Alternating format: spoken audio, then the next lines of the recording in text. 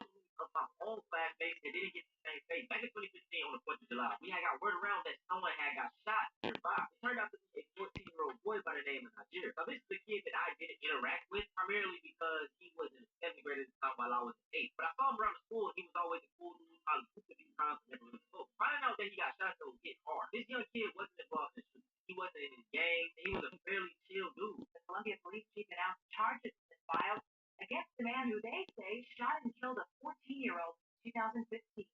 News 19's Lauren Thomas was at today's press conference. She has more on the investigation.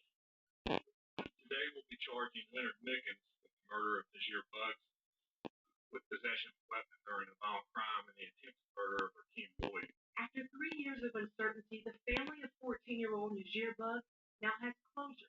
Death. On July 3rd, 2015, Najir and his cousin were walking home along Grand Street in Columbia after playing basketball in a nearby park when he was shot and killed. Now, Columbia Police Chief Skip Holbrook announced charges against 28-year-old Leonard Mickens during the press conference. He was literally what I would consider to be a walking crime street, but not anymore. Chief Holbrook says Mickens' DNA was on the shell casing found at the scene, and the gun used in the killing of Najir has been linked to 6 other crimes, including the August 2015 killing of Dante Doyle in Lexington County. The motive really is unclear to us. Of course, Najir and Raheem, they had no gang affiliation. They absolutely were innocent victims. And we know Leonard Mickens does have gang affiliation. Another story. This happened only a few years ago. There's a young lady I went to school with by the name of Jamaica. Back in 2022, unfortunately, she lost her life. While at an apartment party, she was shot. She wasn't the target, had nothing to do with the crime.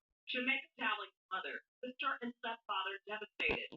The day after, Columbia police say a shooting early Sunday morning at the Green Crossing apartment killed the 20-year-old, injured 3 teenagers, and a 22-year-old. All of them were at a party at the complex when an argument led to gunfire. Jamaica, she was very, very humorous, beautiful, smart, past anybody I know. Jamaica's love, stretching beyond her family and friends to dancing, a passion her family says she wanted to pursue at Winston-Salem State, where she was slated to attend in the fall. Community activists like Columbia Urban League and Put Down the Guns Now Young People are working with law enforcement to promote gun safety and prevent future tragedies. I go almost stories like this. And the sad thing is, if you guys watch this video, you do the same thing. You can't keep planning to this cycle. It's people with these mindsets of old dog that contribute to so many of the losses. It's just so crazy, man. Like, we still have sundown towns that exist. We still got people like George Zimmerman walking